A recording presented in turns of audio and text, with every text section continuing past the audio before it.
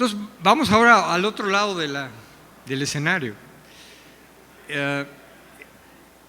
El concepto de reducir la aparición de una enfermedad resulta extremadamente atractivo.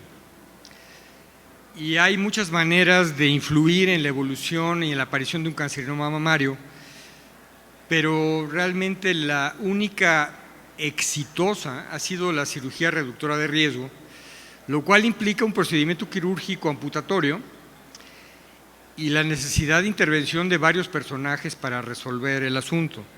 Y además esto hay que agregarle la percepción de la paciente y de la comunidad en cuanto a este concepto. Entonces, lo primero es cómo entiende la gente el riesgo de tener cáncer de mama. Dos, cómo entienden la posibilidad que una cirugía les puede ayudar y sobre todo cómo va a quedar la región anatómica operada para que no quede como una secuela nociva para el desarrollo de esa persona en su femineidad o en su sexualidad o en su vida cotidiana. Entonces, aquí es cuestión de datos y opiniones. No hay estudios aleatorizados gigantescos como los hay para los tratamientos oncológicos, pero sí hay muchos estudios que nos permiten analizar el aspecto médico, familiar, social y psicológico de esta situación, y voy a tratar de presentarles a ustedes puntos de vista que sean útiles para su práctica cotidiana. Entonces, la capacidad de detectar alto riesgo existe, tenemos modelos para calcular qué probabilidad tiene una mujer de tener cáncer de mama, pero están muy alejados de ser perfectos. Y fuera de un subgrupo muy pequeño de pacientes que tienen riesgo genético demostrado por la existencia de alguna mutación genética, que por cierto es un grupo muy pequeño de mujeres, no más del 5, tal vez 10% en algunas poblaciones de mujeres tienen realmente un patrón genético demostrable que nos va a decir tienes alto riesgo. BRCA1 y BRCA2 inclusive si dan alta probabilidad de cáncer de mama, no total. Aquí la pregunta sería ¿por qué una mujer que tiene mutación BRCA1 no hace cáncer de mama? ¿Verdad? Tiene un riesgo de 60-70% de desarrollarlo en su vida, pero hay un 20-30% que no. Entonces aquí es importante reconocer que la genética es una cosa, pero el medio ambiente y la expresión de esa genética es otra cosa. Entonces hay factores ahí que todavía tenemos que tratar de entender. Yo creo que decir que las mujeres son distintas es obvio, pero son mujeres distintas en sus características genéticas, en sus características biológicas y modelos de vida y en sus percepciones. Y eso tenemos que tomarlo en cuenta antes de decidir qué vamos a hacer con estas mujeres. Y la edad a la que hacemos la intervención también es muy importante. No es lo mismo si te llega una mujer de 21 años que su madre tuvo cáncer de mama y que su tía tuvo cáncer de mama y murió, a si te llega una mujer de 59 años que su hermana acaba de ser diagnosticada con cáncer de mama. Son escenarios distintos. O alguien que se acaba de enterar que su bisabuela tuvo cáncer, lo cual pues no tiene nada de raro en una enfermedad que si afecta a una de cada 12 a 15 mujeres, pues en una familia de 12 a 15 mujeres pues va a haber un caso, ¿no? Entonces puede ser más aleatorio que realmente relacionado a un factor predictivo. Entonces la cirugía para reducir riesgo la hemos usado en oncología en varias áreas, colon con cierto éxito, en un subgrupo muy específico de pacientes con enfermedades premalignas, y en mama también ha tenido un lugar que se ha ido consolidando, pero hay que redefinir los criterios para hacerlo. Si hemos decidido que una paciente tiene el riesgo suficiente para ser intervenida quirúrgicamente, tenemos que primero evaluar a la paciente en su salud general y a la mama con estudios de imagen en lo particular. ¿Qué estudios hacer? Podría ser tema de debate. La mayoría de las mujeres con mastografía y ultrasonido es suficiente, pero las mamas densas son más complejas y probablemente ahí habrá que incluir algunos estudios adicionales. El riesgo de cáncer de mama cambia radicalmente en diferentes sociedades. En los países anglosajones, los riesgos son altísimos, andan cercanos a los 100 casos por 100,000 habitantes por año, Y en países como el nuestro tenemos la cuarta parte, la tercera parte de riesgo de la que tienen en esos países. Esto es por múltiples factores, genéticos algunos, pero ambientales indudablemente otros. Entonces no es lo mismo dar una recomendación de cirugía reductora de riesgo en Londres que aquí en Guatemala. Y no solamente por las pacientes, sino por los recursos y por las implicaciones que tiene para los sistemas de salud. Aquí hice un pequeño cálculo. Una mujer anglosajona, si vive 85 años, su riesgo es como una de cada 9, es decir, el 12%, y su mortalidad sería como de 2.5%, riesgo. Es decir, una de cada 50 mujeres podría morir por cáncer de mama. En un país como el nuestro, como México, como Guatemala, el riesgo es bastante menor, pero curiosamente cuando uno ve la segunda línea, la mortalidad es muy similar a los países anglosajones, no por frecuencia, sino por la etapa de la enfermedad y por la calidad de los tratamientos, ¿verdad? Entonces tenemos mortalidades similares en población, aun cuando tenemos frecuencias mucho menores. Y esto es, repito, por las etapas clínicas y biológicas que nos llegan. Entonces, ¿qué lograríamos con la cirugía reductora de riesgo desde el punto de vista teórico? Pues si hiciéramos mastectomía reductora de riesgo a las mujeres que tienen riesgo elevado, reduciríamos considerablemente el número de casos y esto se traduciría indudablemente en una reducción en la mortalidad. Entonces, desde el punto de vista teórico tendría una lógica. Desde el punto de vista económico, aquí me permití hacer un análisis de lo que podría pasar en mi país. Esa primera flecha está marcando el presupuesto en salud de hace algunos años, 125,000 millones de pesos. Es el dinero para el sector salud en un año, en aquella época. Si hiciéramos cirugía reductora de riesgo a mujeres que tuvieran alto riesgo, ejemplo, alrededor de 1 millón de mujeres, nos gastaríamos cerca de una tercera parte del presupuesto nacional, lo cual obviamente resulta imposible de hacer. Entonces tenemos que seleccionar muy bien, si es que aprobamos esta moción, a quién se lo vamos a hacer para que sea factible y no estar soñando en proyectos que no van a ser realizables. ¿Quiénes son las mujeres de alto riesgo? Pues las que tienen mutaciones BRCA. Realmente no hay mucha gente que se haga la prueba genética como para saber esto, pero sí existen criterios, ¿no? Si tú tienes más de 2 familiares con cáncer de mama, o tienes familiares con cáncer de mama a edad joven, o tienes cánceres de mama triples negativos, o tienes otros cánceres que pueden estar asociados a cáncer de mama, habría que hablar con los genetistas de tu región y a ver cómo le hacemos para, a estas mujeres en especial, hacerles pruebas genéticas para detectar este riesgo, que no nada más sería de cáncer de mama, sería cáncer de mama y ovario y tal vez algunas otras enfermedades, y podríamos empezar a modificar por lo menos la historia natural en algunas mujeres y en algunas familias. Pero sí hay otros factores de riesgo que tenemos más cerca. Estos son riesgos histológicos, es decir, la identificación de lesiones de alto riesgo, básicamente hiperplasias atípicas y neoplasia lobulillar. Antes le llamábamos carcinoma lobulillar in situ, preferimos ahora la neoplasia lobulillar, que sabemos que son pacientes que tienen una probabilidad mucho más alta de tener enfermedad en los próximos años. Y la historia personal de cáncer de mama. El tener un cáncer de mama izquierdo te hace mujer de alto riesgo para tener cáncer de la mama derecha. Y esto es real. Y si eres joven, esto es algo que tenemos que considerar. 0.5 a 1% de las mujeres con cáncer de mama van a ser un segundo primario. Entonces, si tienes 39 cuando tienes tu primer cáncer y tienes la fortuna de vivir 85, tienes 40 años, cerca del 15 al 20% de las mujeres van a hacer un segundo cáncer. Esto hay que tomarlo en cuenta.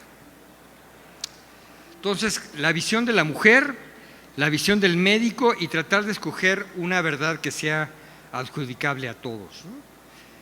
Los teóricos han definido las cosas de esta manera, ¿no? Bajo riesgo, 6% menos de las mujeres, riesgo moderado 6 a 12 y más de alto riesgo 12% más. Pero esto es teórico. Para una mujer estos números le importan poco. Repito, si ella acaba de vivir la experiencia de que su hermana tuvo cáncer de mama y se murió, ella viene apanicada, viene con un concepto que es completamente insumergible en estos datos que son puramente teóricos. Entonces hay que analizar uno por uno los casos, explicarle ahora sí los números y ver si todavía aprueba o no aprueba y que entienda en qué consiste el procedimiento. ¿Qué podemos ofrecerle? ¿Cuál es la mejor manera y cuál es el mejor momento para hacerlo? No lo tenemos que hacer inmediatamente, y esto lo aprendimos con los protocolos para mujeres que tienen mutaciones genéticas. Si a ti te identifican una mutación de BRCA1 a los 21, no te tienes que operar la semana siguiente. Te evaluamos y podemos planear tu vida para que inclusive te embaraces a los 25 a 30 y después haremos la cirugía reductora de mama y de ovario en el caso de mutaciones BRCA1. Entonces, hay que explicarle a esto y hay que tener la cooperación del genetista. No se trata nada más de dar un consejo puramente quirúrgico, sino tenemos que tener la interconsulta del especialista en genética para que le explique realmente cuál es el riesgo y cuál es el significado de las mutaciones en caso de que se haya hecho pruebas. Ya tomé la decisión, bueno, entonces evalúo la mama, y esto es muy importante porque de las mujeres que tienen alto riesgo, cuando uno evalúa a la paciente con cuidado, algunas ya tienen cáncer. Algunas no se habían hecho ningún estudio de imagen, entre el 3 y 5% de las mujeres con alto riesgo, en ese rango de 40 a 50, ya tienen una neoplasia intramamaria. Entonces, lo que era cirugía reductora de riesgo se vuelve terapéutica de un lado y reductora de riesgo del lado contrario. Yo creo que la percepción que tiene la mujer es algo extremadamente trascendente. En el tratamiento del cáncer queda claro, pero cuando uno hace un procedimiento reductor de riesgo, también es muy importante. Y esta tabla lo que muestra es las percepciones de las pacientes con respecto a diferentes factores. Su sexualidad, su imagen corporal, y realmente se afecta poco, El único rubro que es importante es que después de una cirugía reductora de riesgo, las pacientes realmente perciben que ya tienen menos riesgo de cáncer de mama, y eso es una causa alta de felicidad. Pero no necesariamente mejora su vida sexual o su vida familiar, inclusive a veces empeora, porque a veces el resultado cosmético que podemos presumir no resulta, ¿verdad? Algunas mujeres se operan en la idea de que van a quedar mejor que como estaban, y pues eso depende de ciertos factores técnicos y de ciertos factores biológicos, como les voy a mostrar algunas fotos, la mortalidad disminuida en las mujeres que tienen reducción de riesgo, y esta tabla tan complicada lo que dice es, efectivamente, hay una pequeña reducción en la mortalidad en aquellas mujeres que se hacen cirugía reductora de riesgo. No tan importante como una podría pensar, pero sí lo suficientemente significativa como para tenerlo en cuenta, ¿no? Y en esta imagen tenemos las cirugías que se hacen en diferentes momentos. Es decir, si la línea azul es si me espero y la línea naranja de arriba si la hago más o menos rápido, cirugía de mama y ovario, y si hay un impacto en la sobrevida en el momento de hacer la cirugía. Ahora, ¿qué hago? ¿Qué tipo de cirugía le hago? Si voy a hacer una cirugía reductora de riesgo, ¿qué quiere decir quitar la mama? ¿Qué tanta mama tengo que quitar? ¿Tengo que quitar la piel? ¿Tengo que quitar el pezón? ¿Tengo que quitar el tejido axilar? Y esto ha ido cambiando desde los estudios originalmente tradicionales con concepto radical a los conceptos más actuales, con una visión más modernista, más considerada de que el aspecto, si bien no es lo más importante, es trascendente, y hemos creado una línea media que es muy útil. Entonces hay tres conceptos. Entre más tejido mamario quite, probablemente protejo más. Sí, tiene una lógica. Pero entre más tejido mamario quite, más notorio va a ser el cambio y más difícil va a ser la reparación si se decide hacer reparación. Y si hago cirugías menos radicales, son más complicadas, y cualquiera que haya hecho una mastectomía subdérmica entiende lo que estoy diciendo, y más cuando quiero conservar el complejo adrenopezón. Entonces, ¿en qué tanto riesgo pongo a mi paciente si le hago una cirugía reductora de riesgo, una mastectomía subdérmica y le conservo el complejo areola-pezón.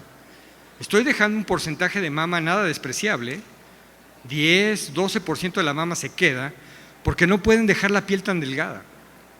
Todo el patrón vascular que nutre la piel de la mama y el complejo areola-pezón está en ese tejido graso subdérmico. Entonces no lo puedo dejar muy grueso porque dejo mucha mama, no lo puedo dejar muy delgado porque se me necrosa todo. Y si alguna vez han visto una mastectomía subdérmica complicada, es una de las tragedias más grandes del planeta, ¿no? La ves a los 2 días y el pezón y la areola están muertos, ¿no?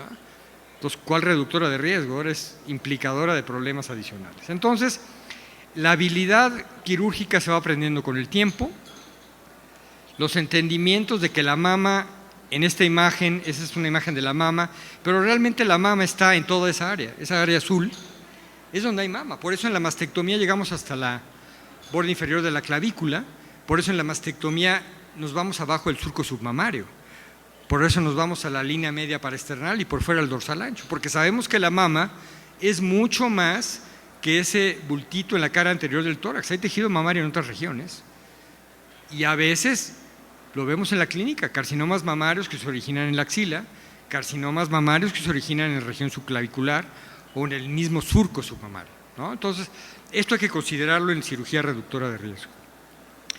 ¿Y qué hacemos con los tejidos accesorios axilares? Pues resecarlos también. Si bien no es una entidad muy común, el carcinoma primario en mama accesoria axilar o en la cola de Spence de la mama, pasa. Y 2-3% de los cánceres están ahí. Entonces, si le dejo eso, pues no fue una cirugía reductora de riesgo muy buena. Y aquí la evaluación mastográfica me sirve para decidir qué tanta mama tiene, hasta dónde la tiene y qué tan gruesos puedo dejar los colgajos. No es lo mismo una mama grasa que una mama densa de esas que realmente ocupan un porcentaje altísimo de la mama. Estos patrones que han sido útiles para descripción de riesgo, para descripción de la facilidad para detectar un tumor, son útiles también para la planeación de las cirugías reductoras de riesgo. El grosor de los colgajos. Ya decidí hacer una mastectomía. La mama es muy noble porque si vas en el plano correcto no sangra y si vas en el plano incorrecto sangra mucho. El número de vasos sanguíneos que te encuentras en una mastectomía probablemente sea mucho más que el de cualquier otra área porque estás limpiando un área de 30 por 20 centímetros. Entonces te vas a encontrar 20, 30, 40, 50, 60 vasitos que tienes que ir haciendo la hemostasia adecuada. Y si vas en el plano adecuado, no te encuentras tantos. Pero el grosor habitual es de 5 a 7 milímetros, lo que intentamos hacer, para dejar viabilidad a la piel y no dejar demasiado tejido mamario. Y esto no es fácil, sobre todo cuando lo haces por una incisión pequeña, periareolar o por el surco submamario. Hacer una mastectomía con un uso de piel grande pues es relativamente fácil, pero échate una mastectomía en una mujer con una mama gigantesca por el surco submamario.